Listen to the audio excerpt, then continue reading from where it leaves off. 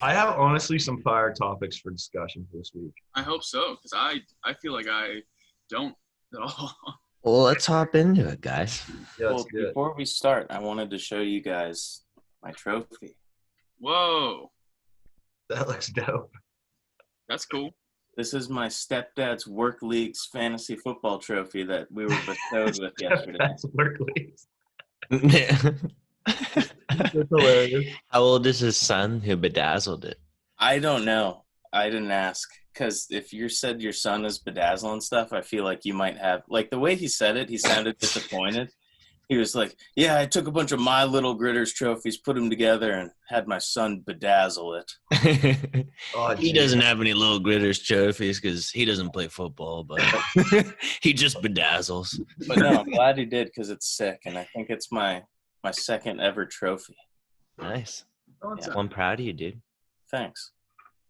I think that's the first time anybody's ever been proud of me. I have this Nintendo 64 shirt. It's official licensed Nintendo wear. Jake, This you're is in an there? officially It's a licensed football podcast. Miami It's Vice. my grandmother's birthday Miami today. Heat. Oh, happy happy birthday, Jack's grandma. Austin, you just told us that was fake before the show started. Hunter, it's Joe's birthday as well. Today? Yeah, wish him a happy birthday. Yeah, I'm Happy gonna get all birthday, hammered Joe. at my grandma's birthday dinner. Honestly, Nice. How old is your grandma? I think 75 or 74. Oh, she's a young little fox, huh, Jackie man? Yeah. Is He's she a fried. looker, Jack? Huh? Is she a looker? Yeah. Well, she used to be, I guess. What's she Everyone, doing? tells Is she me that, hitting the like, town? Honestly, people tell me around town that my grandma was hot. I'm like, Is she chill, a Back in the looker? day. these all be like, yeah, you should have seen your grandma back in the day. I'm like, all right. Wow. Well, speaking of grandmas, let's get into the Hot 32. We Oh, didn't yeah. introduce the episode. It's episode 18. Everybody knows that. Yeah, everyone knows, Jake. Yeah. Come on.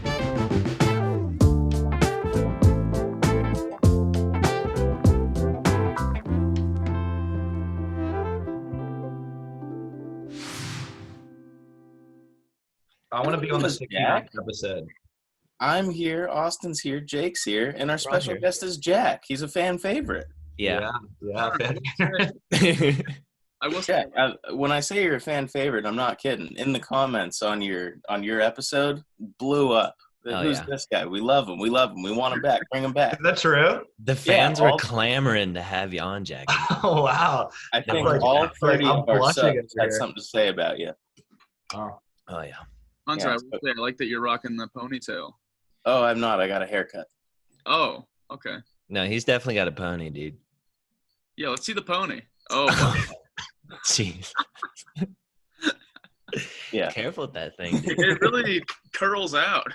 Yeah, I guess. But now, without further ado, after talking about Jack's hot grandma, we'll get into the Hot 32.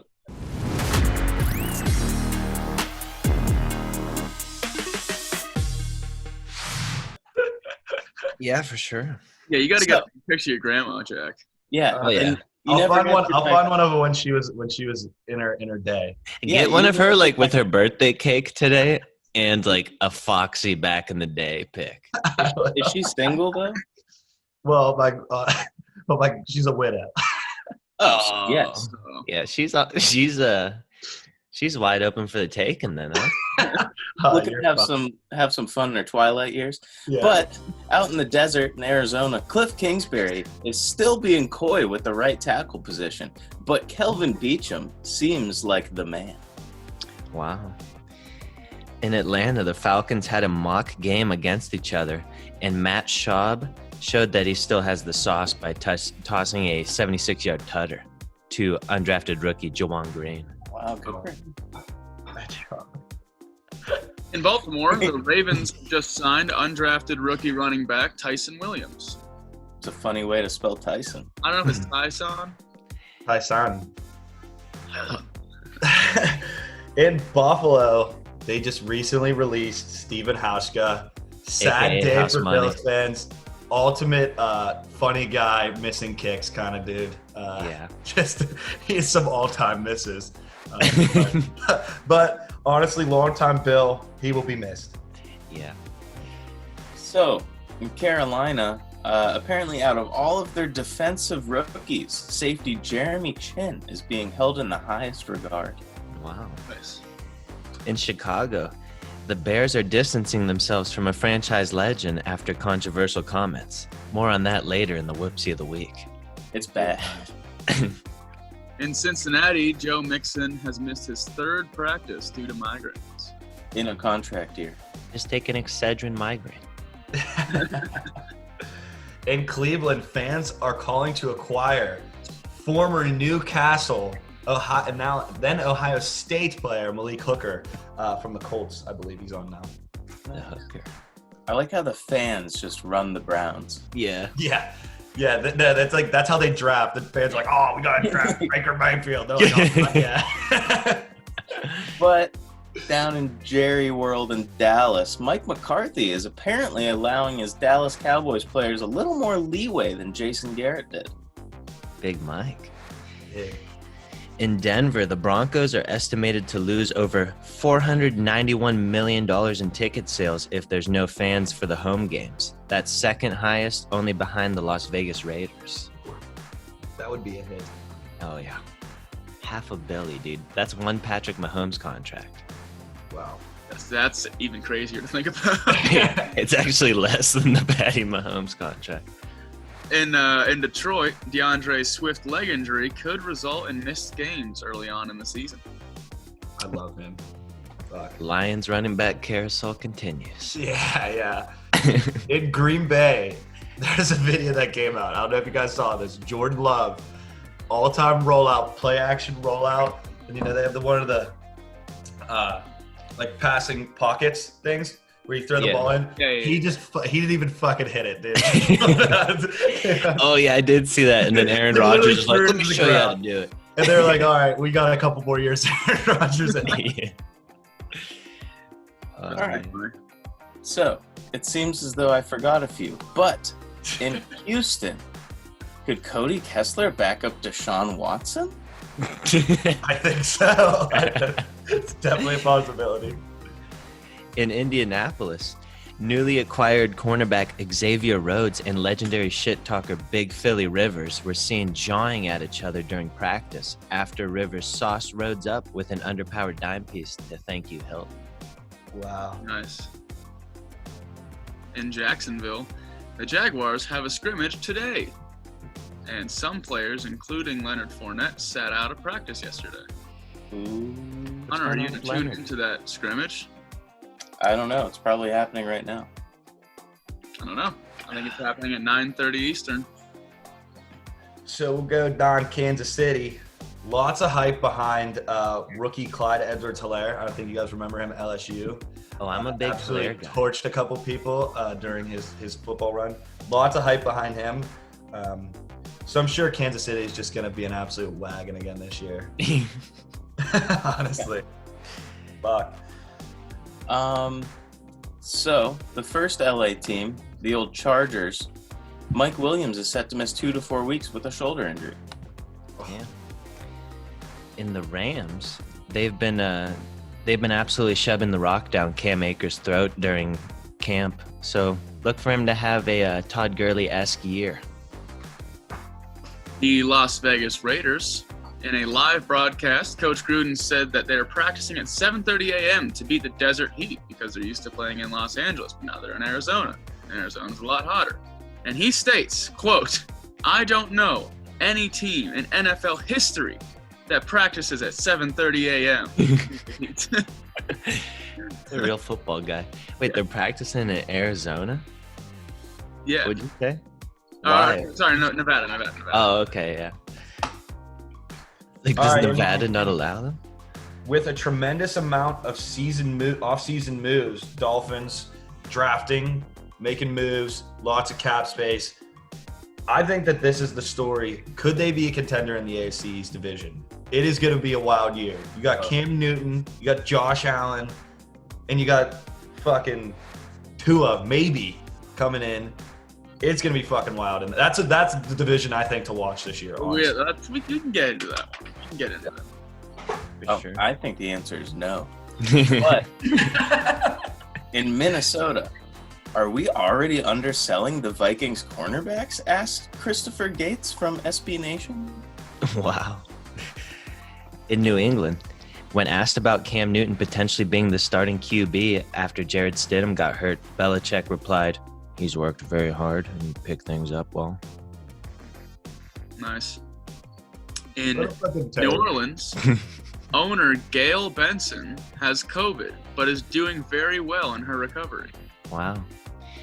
Best wishes to Gail Benson, I guess. That rich bitch. Oh my God. Prayers up, Gail. Oh, Jack, what do you think about Black Panther? I was sad about that. Yeah. No, two. That was one of my favorite Marvel movies, actually. They'll just do like some kind of CGI, get him in there again. Yeah, I already shot it. Rip Chadwick. New York Giants.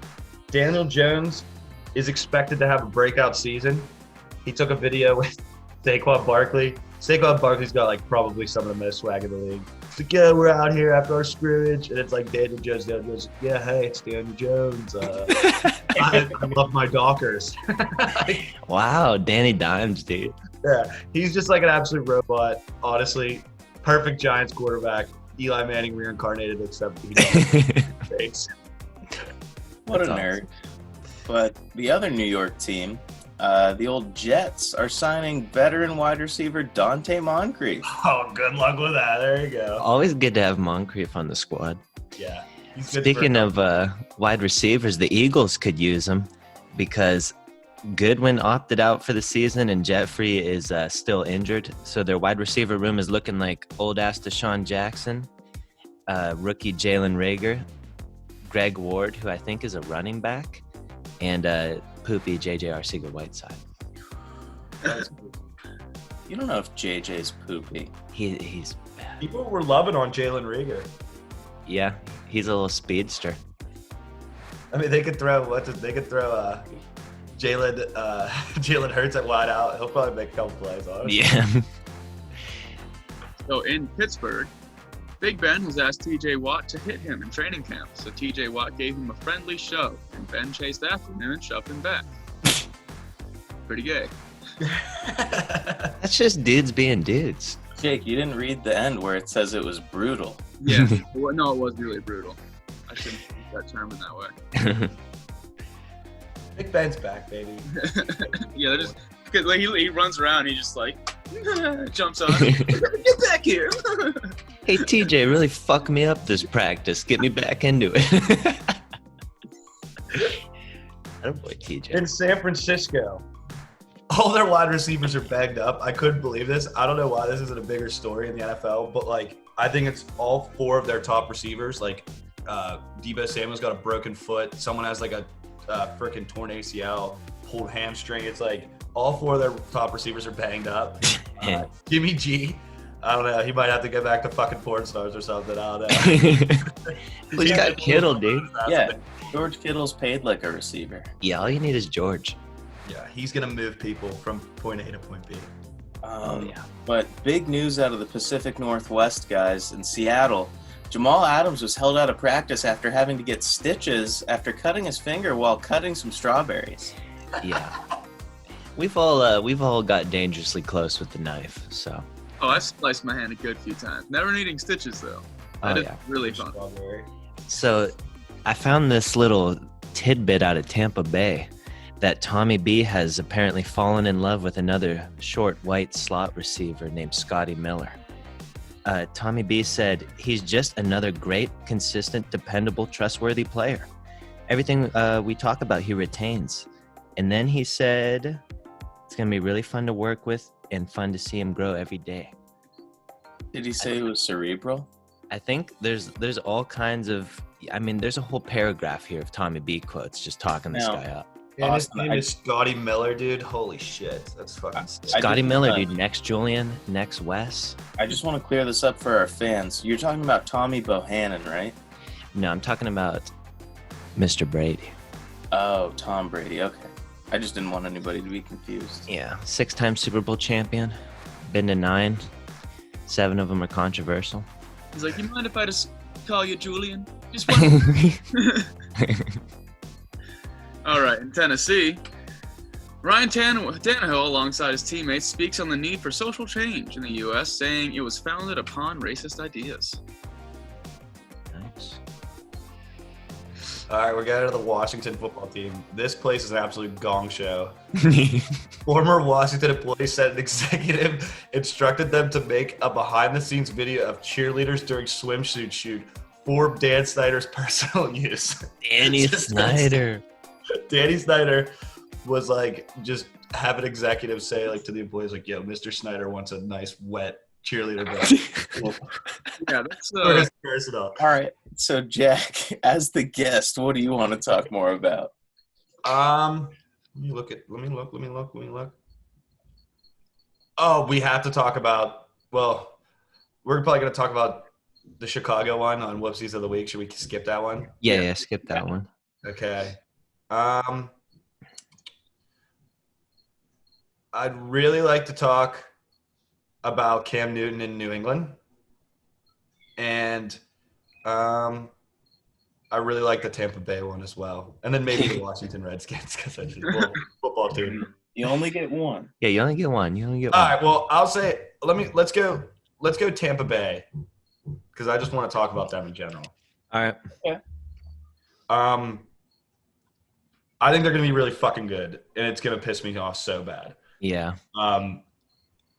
So Scotty Miller, first of all, great football name. This guy fucks. Yeah. They're going to have freaking Mike Evans, Chris Godwin, Gronk, and then they're going to have this fucking little fuck in the slot, probably 10 passes a game, get like 100 yards receiving. Yeah. Probably And they got LaShawn McCoy in the backfield. And LaShawn McCoy. Don't forget about that. He might have a little juice left in the tank. Guys, I got hot breaking news at the top of the cast. Breaking news. The Dolphins and the Raiders have finalized a trade that will send linebacker Raekwon McMillan to Las Vegas. Oh, Jesus. That was a good pickup. Yeah, Yeah. Raekwon's a hoss. Back to the 32. So the Dolphins, so what else did they get for that? Doesn't say. Probably a pick or something. They probably got a pick or two. I like Brian Flores, dude. Have you guys ever seen the video of when Vontae Davis gets traded from the Colts to the Dolphins, or from the Dolphins to the Colts? Rick's calling me. So Vontae Davis, the coach, brings him in the office and is like, Vontae, take a seat. I got something to tell you. And he's like, we just finalized the trade offer to trade deal with you.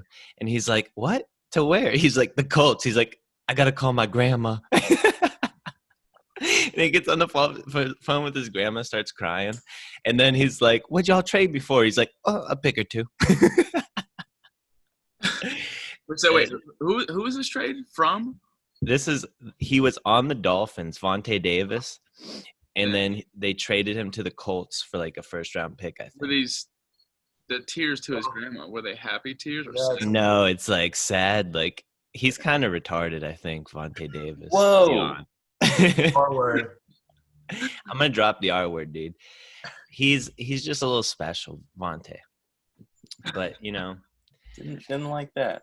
That's fucking hilarious. So yeah, does everyone else think that they're gonna be fucking good? Oh no, they're gonna be It's gonna piss me off so bad. I don't know, dude, because here's the thing. I don't think Tom Brady threw more than 18 passes over 20 yards last year, and I think Mike Evans and Chris Godwin are both deep guys. So I think Tom Brady might have trouble getting it to him deep. But one reason why he might not have thrown deep last year is because his receiver was like 35-year-old Julian Edelman. Yeah. And Keneal Harry. Yeah, but Harry's not good, dude. And typically they don't. He's getting a lot of hate, but I think he was injured a lot last year. I think he's gonna be better than people think. Yeah. I think he'll be just fine with all those people, even if he's regressed. Like, you can't fuck up when you have that many weapons. Nah. I'm And what Scotty Rex Miller, Ryan dude. thought. He'll just be dishing it to Scotty in the slot, even if those other guys are wide open downfield. He's gonna be running under shovel passes and shit. He's got Bruce Arians. Bruce Arians fucking is an offensive genius. Yeah. Crushes beers. He's the cool. quarterback whisperer, dude. I know. I honestly wanted the Steelers to hire him as head coach when we had the chance to, but We'll see. now I'm interested to see small Gronk. If he's going to be able to, truck people over with, 15 less pounds on him. He's probably back. I have a good chance that he feels really healthy and shit. like apparently during his career, he was like probably the best tight end ever up there, and he was like hurt 90% of his career. Yeah. Oh, wow. He's going no elbow brace. Did you see that? No elbow brace. No. No Yeah, he's brace always had that wrong. big That's mechanical. interesting. Yeah, that thing's in the fucking past, and he's gonna catch balls. He's oh my god, dude. I What would if he's just like a Kittle type now? Where he's shifty. He would use that thing. He would like start clubbing you with it and giving you a little stiff arm. yeah, he absolutely butt fucked the Steelers a few times with that thing. Yeah. But Jake, what do you want to talk about? All right, let's see. Oh yeah, this is what I want to talk about because I'm inquiring information. So is this no fans a NFL wide mandated thing, or is it per each team? It's per each team. It's I think per it's team. for each team, but the NFL has like a certain thing with the CDC that they're only allowed so many fans. So like if you choose to have fans, it's still limited. Yeah, so I think I wouldn't be surprised if we're allowed to go to games here in Denver because everybody is pretty much back to normal. Like I don't know many businesses that are still closed. No, Jake, like every single team has come out. They've had the plan that they were only going to do like 20% capacity. Then like 2 weeks after that, every single team has been like, yeah, first 2 weeks, no fans. But later on in the season, I'm sure eventually, yeah. Yeah, well, because also we have a lot of sunlight here. Even in the winter, we have sunlight. And the sunlight kills the coronavirus. Yeah. So. Yeah. Jake, what like kind one of of those little necklaces with the fans on it? Jake's got like a piece of garlic tied around his neck. For real, on a wooden stake, just stab the coronavirus right in the heart. Oh yeah, we'll definitely be in the stadium. But there's a lot of like events that still go on if they're outside. Like it's cool because everyone wears masks and it's cool. So I think, if they do it right, I wouldn't be surprised, and I definitely want to try to go to a game if I can. I guarantee no fans week 1. The Rona is I'm not saying week 1. I'm just saying this season. Guaranteed. the Rona is killing Pittsburgh right now. Like I mean, I literally just moved to the heart of the city. Like there's so much cool shit to do around here. I fucking go into a bar. The experience is just ass. It's just trash. Well, yeah, you Yinzers, you tried to get out there and get back to it too soon. Quick story, dude. Me and Corey, like bars open up. Of course, I'm one of those guys. I'm like, yeah, I'm definitely fucking going. Former guest on the show, Corey. Yeah, so we go out and like, dude, we walk to this bar. First thing I said, dude, this place is rampant with COVID, dude. I looked in there. I'm like, dude, I talked to Corey. I'm like, bro, I'm not even sketched out about this, but we probably shouldn't be here. I'm looking around. No shit. 2 weeks later, 50 cases of coronavirus came out. I was like, dude, there's people dancing, grinding on each other, fucking mouth kissing, you know, like fucking hard. And I'm just sitting there. I'm like, in the corner. I'm like, yeah, dude, this is not it. Like, We got to pull the tape of the Corey podcast because I think he was saying something similar to that. Like, yeah, it was rampant with COVID, dude. he was talking about how bad it was there Weird too. thing is, to me, since I'm so used to seeing everybody in masks, when I see like footage of like videos from like a year ago, like everyone's at a bar, no mask, like it looks like some Mad Max shit to me. I'm like, oh my god, no one's wearing masks in that, and it's just like, wow, what does this come to? Like, Yeah.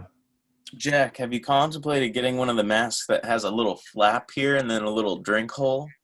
Yeah. I rock like the surgical mask that I get from work, and then I have a Steelers one too. I rock. Fuck yeah. I'm No, just saying, you you get one with the flap, completely nullifies it, and you can sip at the same time. I just want to go up to a bar, get a shot and a beer, and just fucking crush it, like right there, and sit at the bar, watch some fucking game that I don't give a fuck about. I'll watch the NBA when the Magic are down 20 to the Bucks. And I'll be like, this is great. Like I just want to do something like that. But it's like you just can't like in Pittsburgh, like they don't have bar side service. Like you can't go to the bar. Like Well, Jack, you need to come on down to Texas because I was hitting the bars up last night pretty Yeah, hard. dude, It's I love 100% normal. they don't give a Like- fuck down there. They shoot warthogs with fucking AR stuff. You can do anything down there. Yeah, you can do whatever you want. 350 breweries that are still open right now. Yeah. Everything's like open. It's just like ass, if that makes sense. I Like mean, I like it better now, honestly, because there's way less people. And like places that have big ass yards, they just use the whole yard as outdoor seating. So it's like every place now has a patio, and every place like now, like there's just you get a little bit of space in between you. And it's like, that's actually kind of nice. Yeah. Yeah. So, Austin, what do you want to talk about? So, I'm going to go ahead and hop in on this Washington news. Dang it, that's what I wanted to talk about. Well, sorry, bro, because I'm in front of you. But what's going on here with Danny Snyder, dude? Was he just living? He's his gonna have best to sell the life? team. I think. I really First read of all, that Dan- in-depth article about it. So it's more than just a what would you call it? Swimsuit thing. So Yeah. they're doing some sort of thing where it's like, oh, these pineapples are conveniently covering my nipples, and it's like, oh, like it's just objects where like, so they were partially nude to fully nude, and supposedly there were the in-between shots where they're kind of like moving around, adjusting, and like it isn't perfectly placed, and that was supposedly referred to as, quote, the good parts. And one of the executives said, we need to make, like, someone needs to make a clip of the good parts and put it on DVD for Dan Snyder. And so, Really like this, Danny Snyder. and so now it's like this executive said, oh, that like Dan Snyder wasn't mentioned in that conversation. And That like, is- oh, yes, he was. And Dan Snyder's like, I'm not saying anything. And everyone's like, but you were in it. Like, no, he wasn't. And now it's just like all that. And the cheerleader. I feel like he's Yeah, I been remember accused of worse, though. Like, didn't they have some kind of prostitution thing going on? Oh, fuck And, yeah, bro. They were like apparently all the executives were just harassing all the women that worked at the Rust. well, Yeah. so all the cheerleaders, there was Different like, time. multiple cases that they were like, would grab a cheerleader and be like, hey, why don't you come up in my private hotel room? We can get to know each other a little better. Just the classic All right. scummy white dude shit. No. Yeah. So I only have two things to say about this. One, Dan Snyder has denied everything, and in this country, you're innocent until you're proven guilty. And two, Jake and I have been in a similar situation. Well, do you care to share with the listeners? Yeah, Jake, do you remember when? No, I don't remember this. Yes, you do. We were making a commercial for advanced rehabilitation, and Tim Lamb, who was our employer at the time, there were these two like okay-looking girls just being interviewed, and he was like, "Hey, you know, it would be really funny.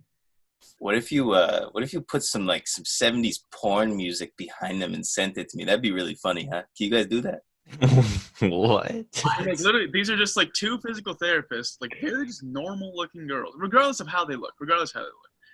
They're just sitting there in polos. Like, yeah, so we just like to have clients come in, and we get to like know their problem, we work them out, and we think that physical therapy is just really good for people. So he's like, yeah, put some like funny porn music behind that.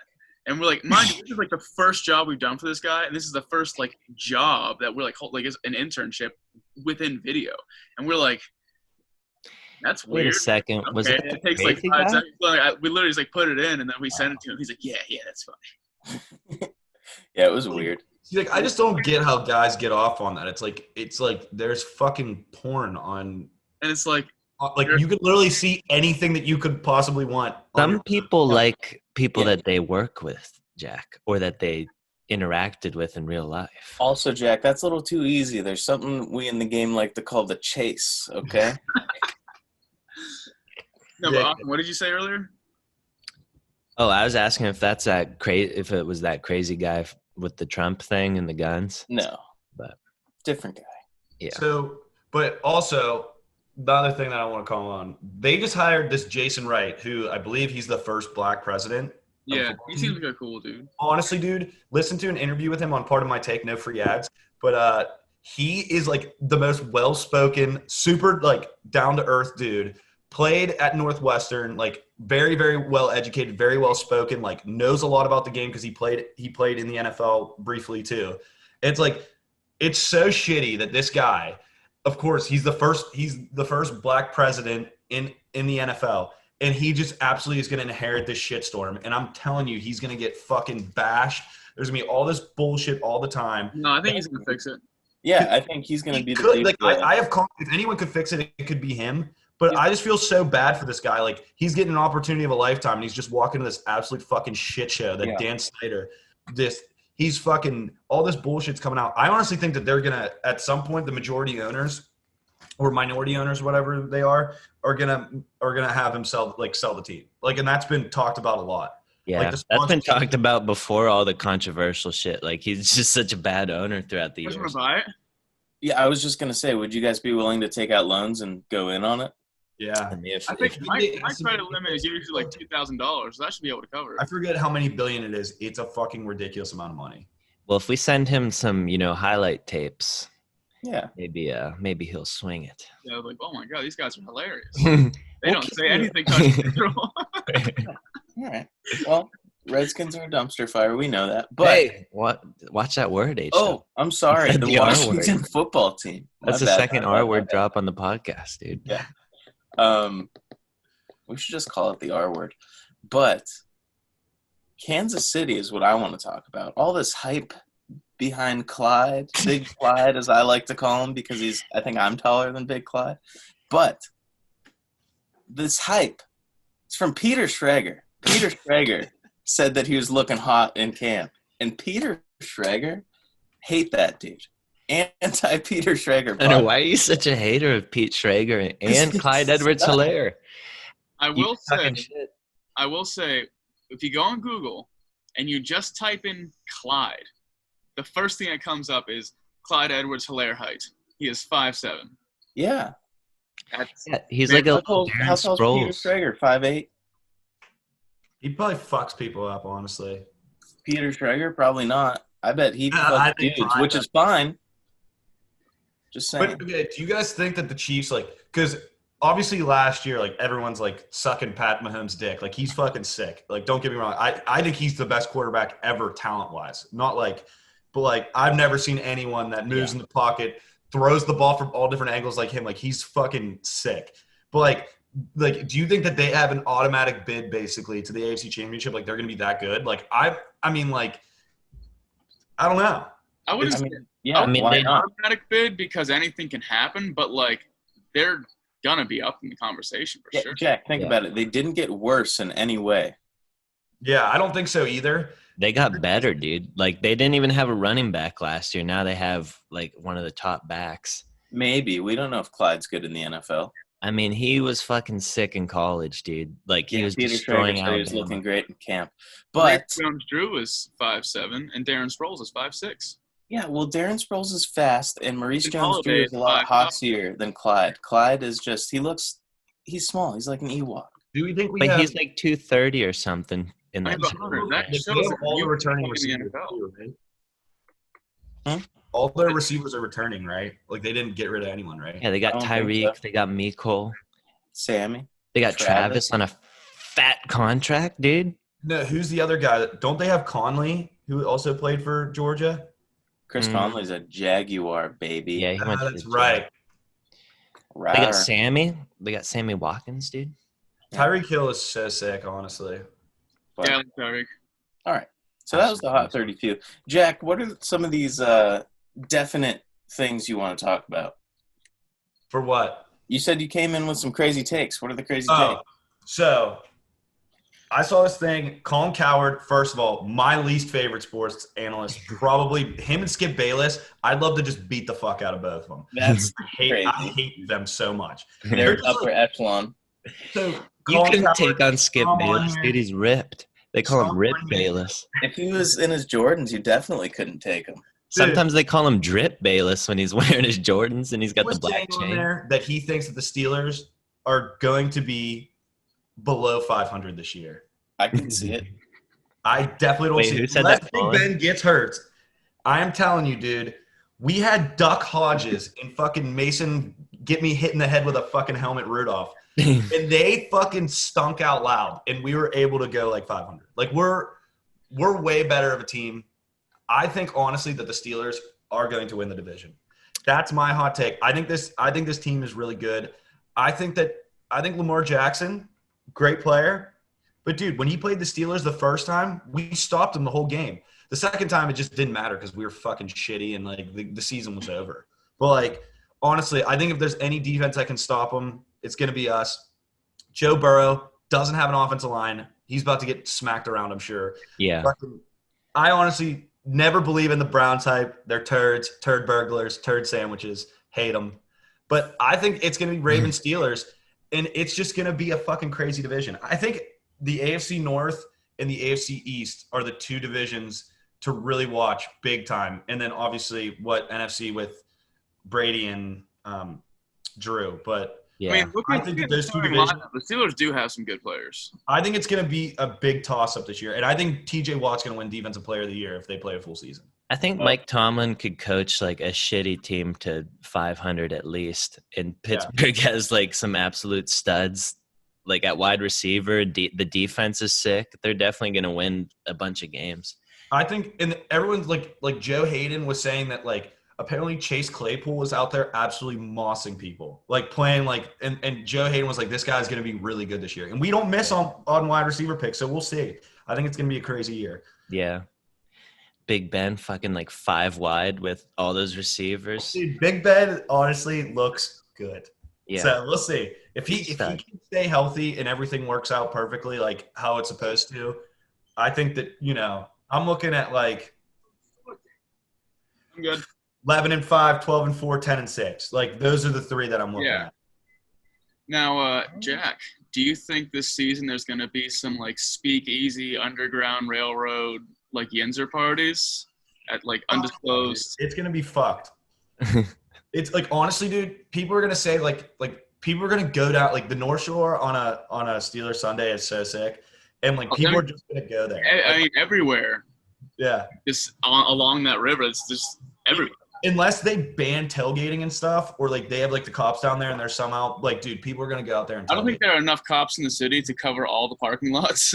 Like, fuck no, there's just no way. Like people are definitely gonna go down there. It's gonna be a weird time. I don't know. there's going to be some code speak, just like some posters around town showing where the next one's going to be. Yeah. It's gonna be weird. I'm gonna miss going to Tequila Cowboy. I'll tell you that much. What's up with all these free ads, Jack? Sorry, yeah. But another hot take. I think that the AFC East, Cam, Josh Allen, and dude, I think the Dolphins could be decent this year. I just think it's gonna be a crazy ass division. I think the Dolphins they're trading Raekwon McMillan for picks. I think they're trying to rebuild again. I think they got a year or two before they gel and become good, the Dolphins. But I do think they're necessarily going to be good, like playoff contenders, but they're going to win games. They're going to give teams half. Well, I mean, they were fucking competitive last year with the worst roster I've ever seen in my life. Like, they were in games. Flores is a good coach. He is a good coach. I like him. He's a I think the Jets are a dumpster fire, dude. I think they're fucking disappointed with Tua. Yeah, I've heard that. But he's a rookie. You can't – when you're a rookie and you don't have a rookie mini camp and you haven't been thrown to your wide receivers and shit, you're probably not going to look good right away. Not as good as Josh Rosen, that's for sure. Yeah, Josh Rosen's a stud. I hate Rosen. Why? Because he's Jewish? No. He just fucking bothers me. Like, I don't know. He's like some rich fucking pussy from fucking – I don't know. His parents are like doctors, and he like. You saw that picture of him in the hot tub in his dorm room, and ever since then, you were like, "I didn't have a hot tub in my dorm room. Fuck you, Josh Rosen." Yeah, I fucking hate Josh Rosen. He had a trap pool. Like, yeah, we did have trap pool, dude. Yeah, he's just not cool, dude. Like Joe Burrow, like even though he's on the Bengals, he's fucking cool. Like, you know, Josh Rosen, I don't want to fucking party with that guy. I think he's a ball beater. Yeah, he's probably the least party withable QB in the league, I'd say. Yeah, no, that's Kirk Cousins. Him or Philip. Yeah, Kirk Cousins. Maybe Phil definitely throws it back, dude. Are you kidding Where's me? a bowling guy? I'd party with Phillip Rivers. Yeah, I'd party with Phil. our next bracket could be the most party withable players. That'd be good. But I want to talk about Cam in New England. Like, I honestly, it's going to be a weird mix because, like, I don't know if Bill Belichick, I think he's a master coach, but Cam Newton's got a big personality, and he is very, very competitive and very vocal. I don't know how that's going to work. Because I feel like Tom Brady was he's kind of the same way, but he is more, like, intact and keeps people together. I feel as though Cam Newton has had a history of, like, dividing people on the team and getting fucking frustrated and pissed off. So it's going to be I think that's going to be a weird dynamic. See, I think the fact that Cam was willing to sign like $1 million contract just to play somewhere, I think he's kind of like grown as a person, and he'll Yeah. like take I like this as a leadership role, do whatever Bill Belly tells him. Yeah, I think right now he's in like, and he knows this fact that he's in a prove it situation.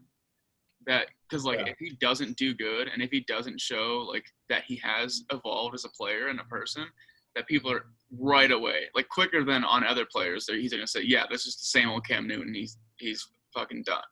Yeah. And so like reporters are gonna be quick to say that. And honestly, So then that he's like back and like a completely different player.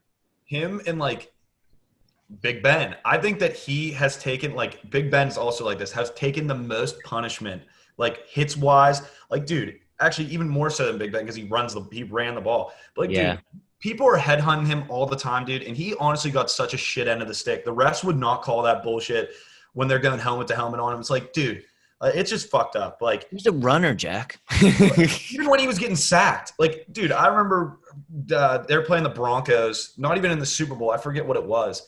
But, dude, fucking Von Miller, like, literally just face fucked him head to head, dude. Just fucking went up, and he's like, and this is right after they're making all, like, no contact to the heads. Like, people, like, Tom Brady's, like, getting swiped in the face. They're, like, throwing flags. They're fucking shooting people down. Tom Brady's not mobile. Yeah, but it's just crazy. Like, I don't know. It's weird. He's definitely taken a ton of punishment, but, I mean, he's had a full year off. He's an animal. Like, fuck. As far as his like personality though, I think no matter who you are as a person, just like Bill Belichick is such a scary guy. Like you're going to suppress who you are. Like even Aaron Hernandez acted like a good person in New England when he was fucking there and he was murdering people on the side. Like, but you never heard anything about him like acting up in practice or anything. Like Belichick definitely keeps people under the fucking ropes, dude. Yeah. It's crazy.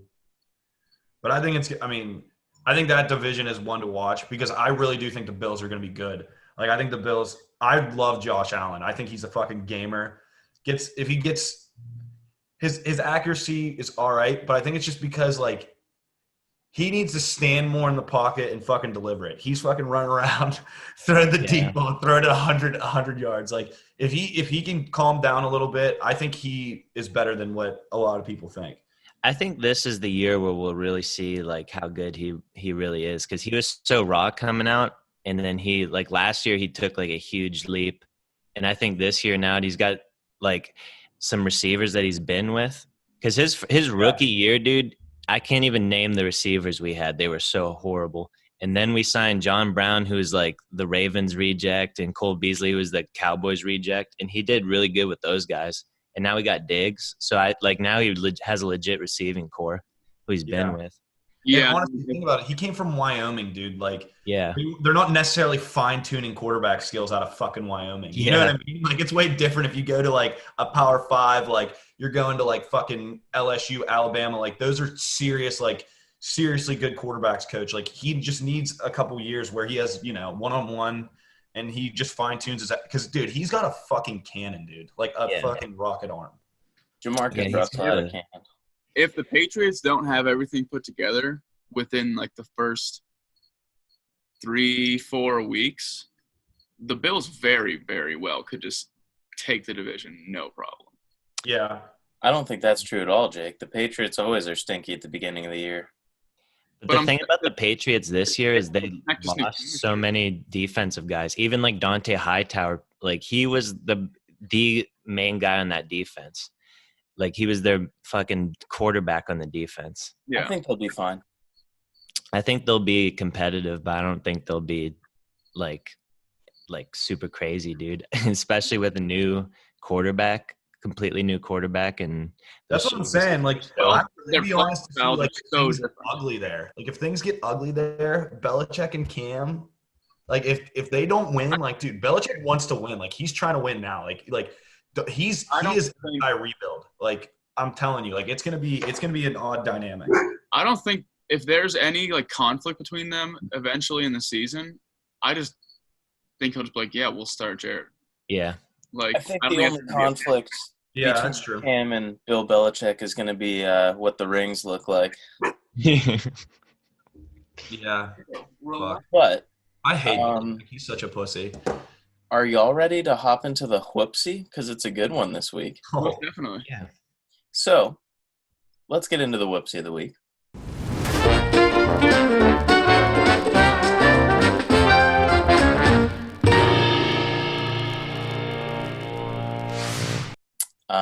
This week we've had, some more social unrest as we have this year. But Bears legend Brian Urlacher, and he's in the Hall of Fame, right? yes. If not, Yeah, he's gonna so- be. Jerome Bettis ran his bitch ass over. But Tom Brady once juked him out. Yeah. That's true. Either way, Brian Urlacher, Hall of Famer.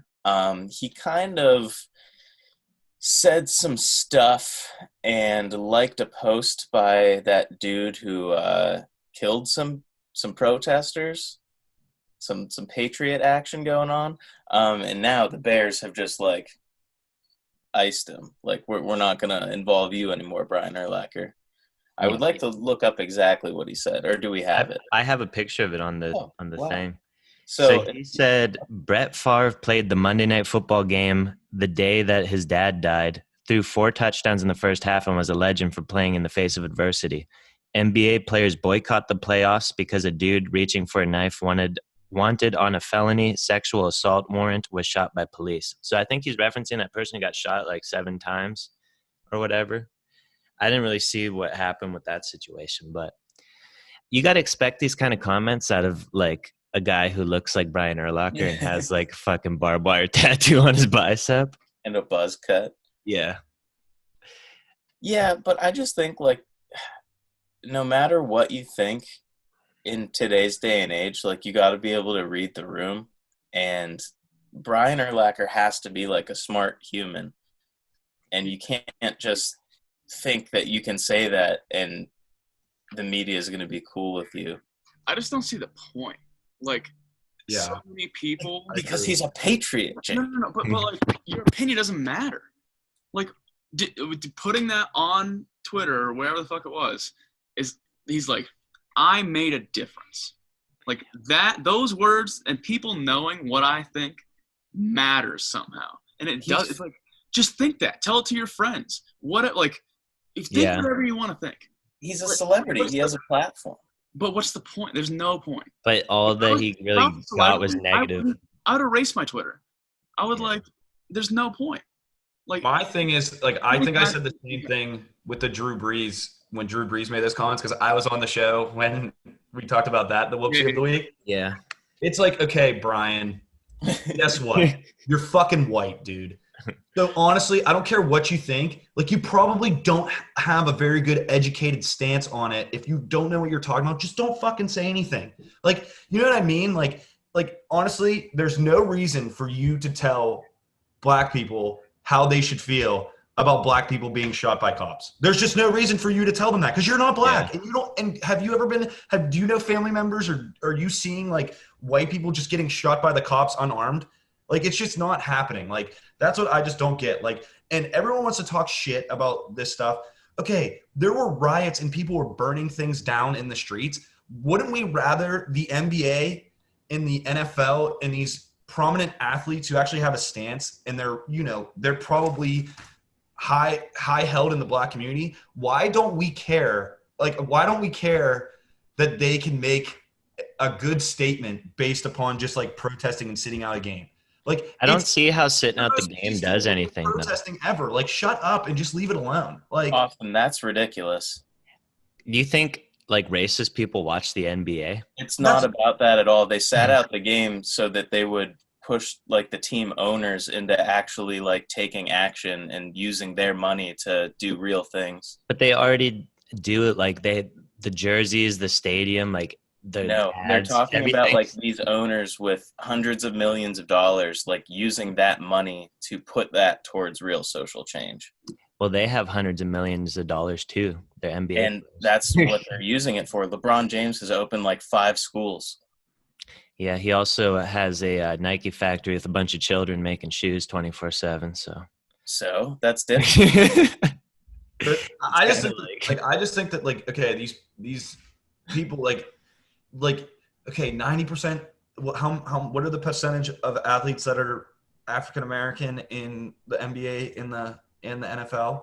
Probably higher than like 80%. Oh, Yeah, it's that's what got I'm to be saying. 90. Like, honestly, if that's what they're looking for, is like, they don't want to be looked at as just like, like you want your employer to support you through things like that. I mean, like, it's certain things, like, it's just, I don't get why, like, people just can't get it through their head. It's like, all right, these people care about this. All right. Honestly, I don't care if you're white, black, brown, orange, purple. If you're unarmed, you probably shouldn't be shot by the cops. Like Brian Urlacher saying, okay, he has a felony sexual assault warrant against him. Okay, you arrest him. You don't shoot him 7 times in the back. Like there's just like ways like where you just have to think like, okay, like should cops be shooting people? Okay, justifiable homicide. A guy points a gun at you. Okay, yes, I get it. But like if people are unarmed, they're just tired of seeing those videos. Like, and if the NBA players think that that's a good way to use their platform to like protest like shit, he's comparing it to Brett Favre with his fucking dad died. Are you insane? Yeah, that's like Are you insane? that's like one personal thing versus like a giant country issue. Like, Yes. so And it's funny. not like The thing that bothers me is, so like this is the NBA's player reaction to this situation. Yeah. Cool. But now people are starting to argue over the reaction to those reactions. And then it's like, oh, these arguments, now we're going to argue about those arguments about so it's like reactions to reactions to reactions to react. It's like people react in different ways and they want to do different things. It's like, It's like, oh, well, fuck them for doing that. It's like, well, fuck you for thinking that. It's like, well, fuck you for thinking fuck me for thinking fuck them. Like, it's just like, it's so much, it gets so strung out that like, eventually people don't even fully understand the point that was made in the first place. It's just like, I have to listen to this guy's reaction to understand, like, and you listen to other people react, and it's like, you really can't even get the information across. It's like, it's so hard to find information and like what truly the intentions and truly happened, even with like when the Redskins changing their name, like how hard it is to find like actual information of like, oh, like the reasoning behind things or like what people are saying. It's like, because everybody's now just, it's the whole marketplace of ideas is saturated with people's reactions rather than information. You know, Jake, aren't you glad that in today's day and age with all this haze going around that you have a media outlet such as Pro Football Focus where you can go and you can cut through all that bullshit and you can just get the facts and you can understand the issues and really understand what's going on in the world, get informed? Exactly. I just don't get why like why white America is surprised that these athletes, they're all African American and they want to be well representative African Americans. Like that's why. Like, and then the same people turn around and say using the word Karen is offensive to me. Yeah, and then it's like, but like I just can't wrap my head around it. Like honestly, like I keep my opinions basically to myself with a lot of those things, and that's why it's like Brian Urlacher. You probably shouldn't say anything. Guess what? All these people like that play in the NBA, some of them came from fucking poverty-stricken like shitholes, like fucking terrible ways of life. Like you don't think they still have connection to family and friends there? Like they care about those issues. Like I don't understand how you're defending a fucking 17-year-old walking around with an AR-15 shooting people. Like that's just not okay. Like I don't care what you're saying. Like, but like this guy, like Brian, like Patriot lives matter too, Jack. How didn't he think that like, okay, the NFL is going to be pissed that I said this? Like, see, Jack, I think that's the issue is he clearly didn't think there's anything wrong with it. He feels justified in his stance, and that's an issue because it's a weird I don't think much thought was put into it. It was just, I don't think he cares because he's like what does he doesn't do anything with the NFL anymore. Yeah. Like he's just kind of an outdoorsy guy, just like does his own shit. Like he doesn't got all the money he needs. Some sort. Yeah. I mean, he probably personally, like his day to day won't change at all. Yeah, he doesn't give a fuck. If that's your opinion, like I don't really get it. Like okay, like you can say whatever you want, but like I just don't understand why everyone's so upset about these athletes protesting. Like it's just it's just not that big of a deal, and it's honestly probably not your place to say anything about it. Like Like, and everyone's like, oh, they're spoiled brats. They're millionaires. Their owners are fucking billionaires. Like that's what people don't understand. Like, they're millionaires and they probably have some of the most money in the black community, and they play fucking basketball. So like that's like the whole issue too, is like, it's not just about, it's about social equality and all this shit. Like, I don't understand why people are so pissed when African Americans decide that, you know, we should take a stand on this and speak about things going on in our community because we actually have a platform. Long story short, Brian Urlacher, shut the fuck up. Yeah. I hope you're just misinformed and it's not the CTE kicking in. Former Oh. Chris Merritt buddy saw Brian Urlacher in a bathroom at Disney. Yeah, he took a piss next to him. Those people. I wonder what his hog looked like. Probably Big. intimidating. Probably pretty impressive. He's like 6'4". But before we get to this, where are they now? Who I hope we all know who this is. I'm not good with faces. Can we take a peep/coffee break? /poops. Yeah, If I you gotta need get to. I gotta get this laptop charger too.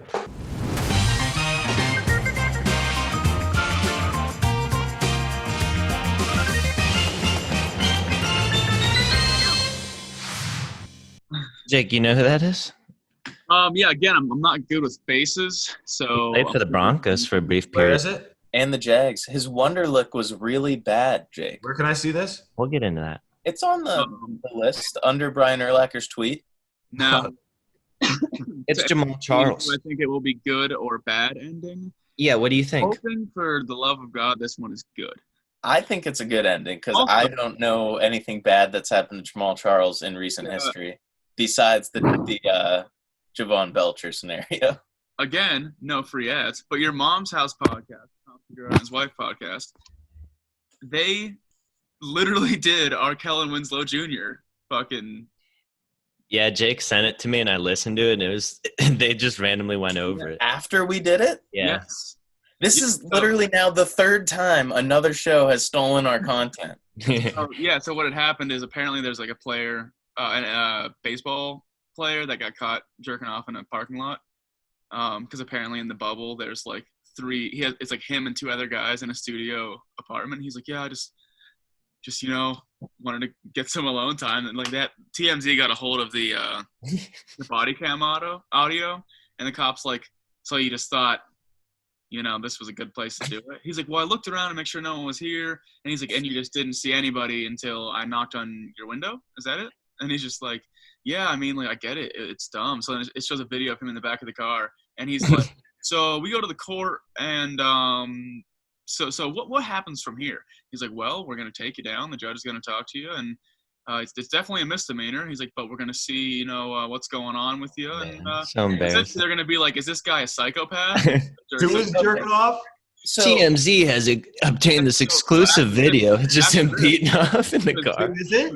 I think he said some baseball player. Comedian Josh Potter was talking about this, and he was like, yeah, there's another scenario similar to this in Kellen Winslow Jr. And He's talking about just when he's tells jerking. the same exact thing. I was like, what the fuck? That's our segment.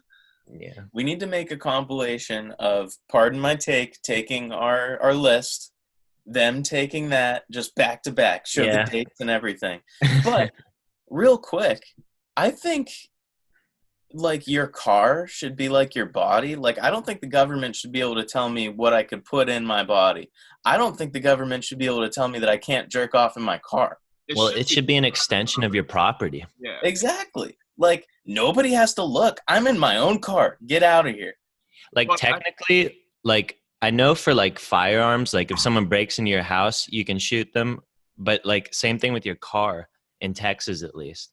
So why can't, if I can jerk off in my house, why can't I jerk off in my car? Oh, yeah. Or like jerk off on my boat, dude? Is it more about jerking off in public? Yeah. You know, Probably. we But should start like an activist group that like fights for the rights of people who want to jerk Definitely off. just in go public. into your driveway in your car and just jerk off in your car, and you'd be cool. What do we want? Jerking off. Where do we want it? In our cars. Jack, not that I want to do it, but like if I needed come on, to honey, crank you never down in a cranked one out of Walmart your car? parking lot, I don't think that should be illegal. Like, I'm in my own private zone. Yeah, if you have to just relieve yourself in the Walmart parking lot. Sometimes you need to crank one out, dude. Clear your mind a little bit. Yeah, but either way. It's not about jerking off. And But it's a good speaking about clearing your where's- minds, Where's Jamaal Charles now? let's talk about J-Mail, dude. So, Jamaal Charles, he was always known for being a really quiet dude and like never talking to his teammates and stuff.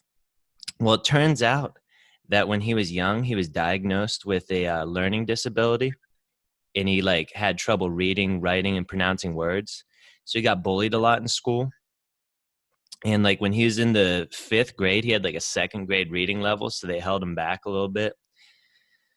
And in his school, it's like some school in Texas. They didn't let, so he got put in like a special needs class, and they didn't let those kids go on like field trips or anything. So he felt like super left out for that. And they only let them go to like the Special Olympics trials. So Jamaal Charles, like he couldn't go on all these field trips with everyone. So he just ended up going to these Special Olympics things and running track and just absolutely just demolishing people and just like putting these crazy times up. And he, so he became like a track star in high school. And he was part of a team that broke the national record for the 400-meter relay. Wow. And he earned a spot in the 2003 World Youth Championships and won a bronze medal. So he was like fucking sick at track. And then like I think he didn't play football till his junior year. He just randomly ran for 2,000 yards and 27 tutters. And then his senior year, he also had like 2,000 yards. So he only played 2 years and had 4,000 yards rushing. That's honestly incredible. Yeah. That's an incredible story. I did not know that. Yeah, yeah. And then so Mac Brown recruited him to UT. He went there, won a chip with Vince Young in that legendary Rose Bowl game, 2005. That's probably the best game maybe in football history. Oh, yeah, one of the best college games of all time. Like, crazy game. And so he ran track at UT too, and he was super small. I think he was like 170. Like, he was a really tiny guy for a football player. And he balled out his junior year, or his freshman year, like as a backup, he played pretty well. And then his junior year, he struggled. So he gave up track, and like just stopping track, he put on like 30, 40 pounds of muscle and had like an absolutely ridiculous season, had like 1,600 yards, and declared for the draft. Chiefs picked him in the 3rd round. And he was a backup to legendary Larry Johnson. Larry Absolute Johnson hoss. with his nails. Oh, yeah. So yeah, he ran like a 4.3 at the combine, so he was super duper fast as well. And he was just an 4.3? absolute baller. Oh yeah, he ran a 4.3. That's fast as fuck. Yeah. So after Larry Johnson got cut, he just ended up balling out. Went to a bunch of Pro Bowls, all pros. He had a 1,500-yard season, and in 2013 he led the NFL with 12 touchdowns. Sure And did. he actually has the NFL record for highest yards per carry average with 5.4. Oh, damn. He was like the kind of guy in fantasy, like you always wanted to take him, but you were like, oh, is he going to tear his ACL? Because he definitely. Yeah, he was injury prone. Yeah. I Because think he did it at least Tear his twice. hamstrings. Yeah, he tore his ACL twice, I think. And like he retired in 2019. But he was briefly on the Broncos and the Jags, but didn't really do much. But yeah, nowadays Jamaal he goes back and supports the Special Olympics and really encourages these kids, you know, and because that's like how he got started. Like he was really having a bad time, getting bullied all the time, and then through the Special Olympics, I got him started with track and sent him into football, made him a millionaire. So he goes back and supports all that. That is a 30 for 30 easily. Yeah, Most a of lot the of- where they nows are. yeah, it's a lot. It's a lot nicer than some of the past. Now, Yeah, Austin, that did story you? makes me feel real good. Well, hold on, Jake. Austin, did you Um, mention how he introduced Okay, here's the Javon Belcher to his twist. girlfriend? So, are you familiar, Jake, with the murder suicide with Outside of Javon- Arrowhead Stadium? Yeah, with Javon Belcher. Very minimal about it. But I So- know it. What happened? Javon Belcher murdered his kids and his wife, and then shot himself in an Arrowhead parking lot. Wasn't it just his wife? I don't think they had kids. Yeah, it might have been. Maybe I'm thinking of He's Chris not Benoit. Chris Benoit. Yeah, But anyways, yeah, that happened. And Jamaal Charles was like really depressed because he introduced Jovan to his wife. And I think she was like Jamal's cousin or something. Oh my god, that's fucked as shit. Yeah. Yeah, so Jamaal Charles, if he never introduced Javon Belcher to his cousin, she'd probably still be alive. Yeah, so he was really depressed about that for a while. Well, I'm sure. Yeah. But But all way, that- way to put the dark twist on it, Hunter. Yeah, we had to. Oh, Jake's can't- feeling good about this one? Yeah, no, we got to do something about that. We can't not have Not a so dark. fast, Jake. There is some bad stuff here. But let's get that yucky, bad, gross murder taste out of our mouth with Jake's fun game of the week.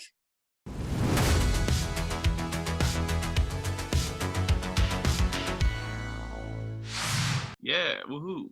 So, Jake, this week, I'm still a little confused. It's just top games? Yes, your top 3 favorite NFL games that are not either the AFC Championship, the NFC Championship, or the Super Bowl. So It could be like a wild card round? Yeah, it could be regular season. It could be preseason. Could it be a conference championship? Yeah, that's fine. Isn't a conference championship the title game? Yeah. That's So fine. you just lied to me.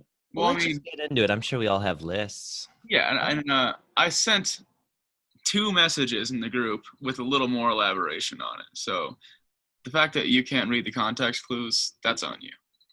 I'm bad at that. But So Jack, the order will go Jack, me, Austin, Hunter. sure will. So Jack, what's your numero tres best game of all time that's not a Super Bowl? Okay, so we're going 3-1. So our favorite one of all time. No, our least favorite. Our least favorite of the 3. Favorite first. So, well, this is not even close to my least favorite, but Yeah. it's just not as memorable for other people. But obviously, mine are all Steelers games, basically. But last year, after the whole Myles Garrett incident and the Mason Rudolph thing, the Browns, they thought they were the shit, talking a little bit. And I went to the Browns-Steelers game at Heinz Field. Duck Hodges is starting. I get to the stadium, dude. I don't talk shit ever during games, dude. I'm just not like that. Like, to other people's fans and stuff. Like I was used to, like, me and Corey went to the Bills game. It was fucking awesome. Even though the Steelers lost, we had, like, such a great time. Like, it was just, like, the fans were so cool and shit. Well, the Browns were fucking on one. Like, they were juiced up, talking a bunch of shit. There was a good bit of Browns fans there, all this shit. And they were really supposed to win that game. I'm sitting high. We had, like, it was me, my 2 buddies. We're fucking rocked, too. Like, we were hammered. And, like, so our section's here, and then, like, diagonal to us is, like, this section that had a lot of Browns fans. And first series, I believe, or maybe it was second series. It was first quarter. Fucking Duck Hodge just drops back to pass, throws a bomb into the end zone. James Washington, pass interfered with, catches it, end zone, touchdown, dude. Oh, yeah. I got up. We're flipping these Browns fans up. We're like, fuck you. Screaming at them, fuck yeah. And then we went on to fucking win that game, dude, and, like, literally destroyed Cleveland, like, destroyed their season. And we sucked for the rest of the year, but that was the only game that mattered, dude, was coming back. They were really hot, thought that they were going to win that game, dude. We beat the fucking shit out of them, so. Nice. Mayfield. Offline, low. Joe Hayden, the former Brown, has got it for Pittsburgh, and he goes down. Baker Mayfield looked like Duck Hodges that game. He kind of does most of the time now. Yeah, he's poopy. He's poopy stinks. That's what I say. Who would you rather have be your franchise quarterback, him or Josh Rosen? Oh, I take Baker. Josh Rosen's so fucking. Who would you rather party with? Baker, 100%. You see him get tackled by that cop. I love. Honestly, I'd like Baker a lot more if he wasn't on the Browns. I honestly was a Browns sympathizer as a Steelers fan because, like, they just were never in it. Like, we never felt threatened by them. You know, we're out there winning Super Bowls, winning AFC championships, at least going to the playoffs and shit. And, like, I always hated the Bengals and the Ravens much more. And then, dude, the Browns just, like, they got their juices flowing, and they're probably the most dickhead ones nowadays. That I just don't like. I don't like Jarvis Landry. I don't like Myles Garrett, being a thug a little bit. And then, Baker Mayfield. I love Baker Mayfield in college, but something about him on the Browns, dude. He's rubbing me the wrong I way. honestly never, and I like I used to kind of like Odell Beckham just because he was cool, but like more and more times that he was with the Giants, like I started to not like him either. So it's like combination of shit. Hunter, you look like that guy who went viral for doing that Star Wars thing. What Star Wars thing? Where he had like the lightsaber and he's just fucking Yeah. I do not look like the fat Star Wars kid. Nick, are you ever gonna upload the draft video? Oh yeah, no, I'll get it sometime. Jake will get I've been busy at work though, for real. Oh, who's next on the game? It's me. It's Jake. I don't know if he's too busy or not. I want to preface this list with, again, my football memory is just non-existent. Like, I cannot remember many games, which is alarming to me. I might have to go to the doctor or the neurologist. Called CT. But, It's that medicine. It is. Got to get it in you. But all right. So for number 3, I put last season Chiefs versus Ravens because I wanted this game in the playoffs so fucking bad, and it didn't happen. But high-scoring game. I think Chiefs won 33-28. A lot of Patrick Mahomes, Lamar Jackson bopping around. So yeah, it was a I solid. love watching Lamar. Honestly, I just hate that he's on the Ravens. Yeah.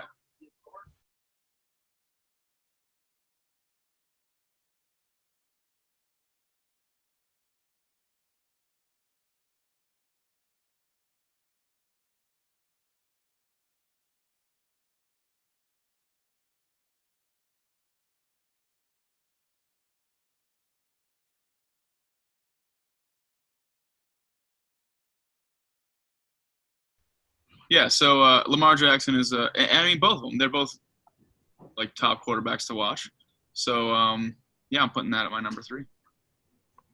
Nice. Jake, is the Vikings Saints game on your list? You know it, man. Always is. I'm always trying to cram Stephon Diggs in these lists.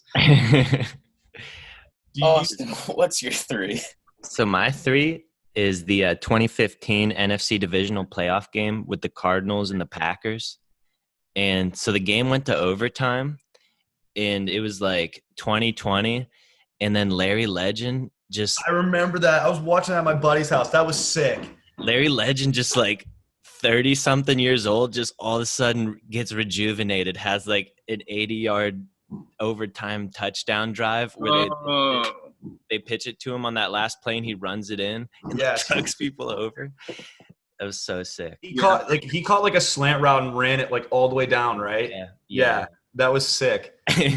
He like grabbed it, was like fucking shrugging people off, started having the wheels again. I love Larry. Yeah.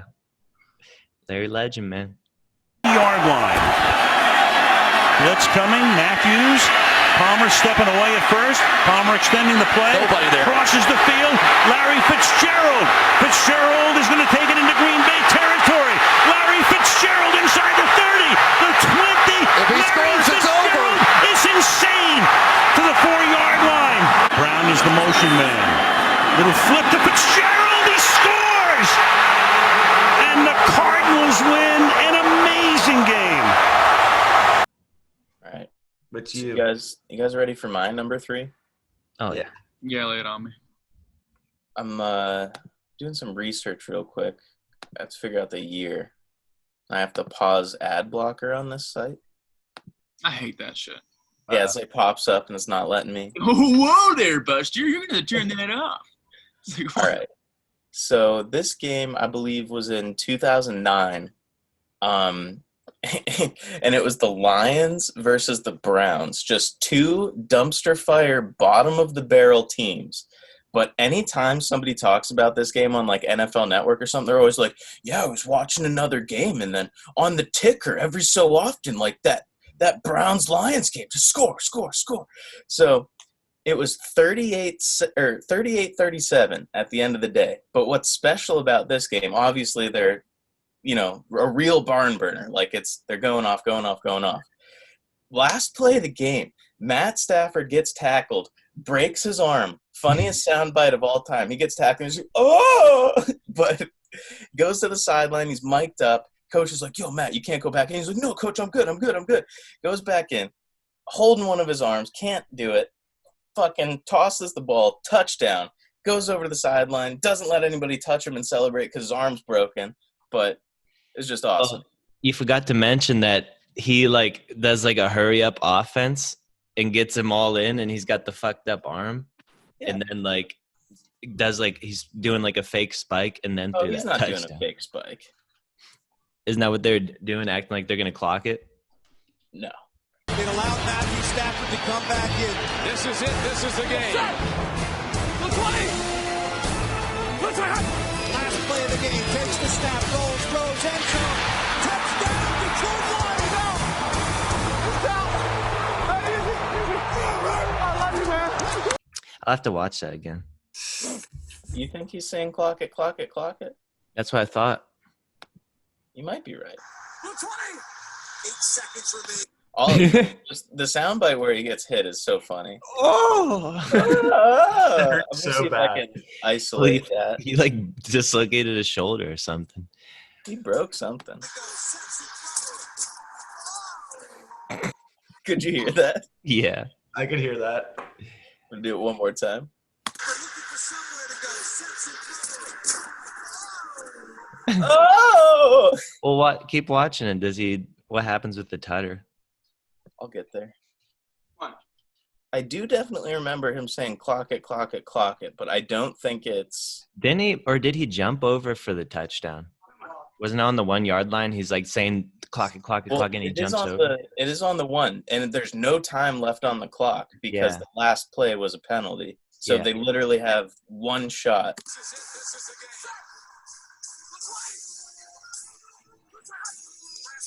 No, he just passes it. Oh, he passes it with his fucked up shoulder. Well, I think his fucked up one is the left. But it's so funny because he's just like walking over to him and he's like, don't touch me, don't touch me. Yeah. But yeah, that's my 3. That's pretty impressive. Yeah, you should watch the clip, Jake. It's good. I mean, we're going to watch to put it on the thing. What's your number 2, Jackie, man? So I'm gonna go with Christmas Day, Antonio Brown, immaculate extension. Yeah. That was honestly it was a huge game. Sent us to the playoffs, and dude, like my family, it's always at my parents' house. We have everyone over. It's just it's a fantastic time. We get hammered early, party real hard. Is that the play in all the StubHub commercials? Huh? Is that the play in all the StubHub commercials where it's like, you could be in this seat, and then it's like, It was like we absolutely like freaked out. Like I think someone broke a glass because we were jumping up and down so hard, like screaming. Antonio Brown, I love him, even though he's a psychopath. But probably the best wide receiver in Steelers history, other than yours truly, Lenny Swan. But dude, that was just like an incredible play. He had C.J. Mosley on him, and I forget who the other dude was. Another big-ass, strong dude. And that's just how you can tell. AB was an absolute fucking dog, dude. Like, he knew how to play. Just like anytime, Mr. Reliable, dude, you need something done, AB will get it done for you. And he's really like 180 pounds, and Mosley's like a huge linebacker. It's just really so impressive when I go back and think about it, because like honestly, like that whole like relationship is so tarnished because of how crazy he acted after like that whole thing. Like, you know, going at Juju, and then it all obviously came out that Antonio Brown is a crazy one. Yeah. AP might have a point here. He might have a point here. Then it's like, wait, he's just fucking crazy. Yeah. So, but yeah, that was a great one. Roethlisberger looks, crosser, Brown, he caught it, fights to the goal line, breaks the plane, touchdown Pittsburgh! That might win them the division! Great drive. Well executed. If he doesn't reach with the ball, the clock may run out. The reach with the football at the end of the run gets him across the goal line.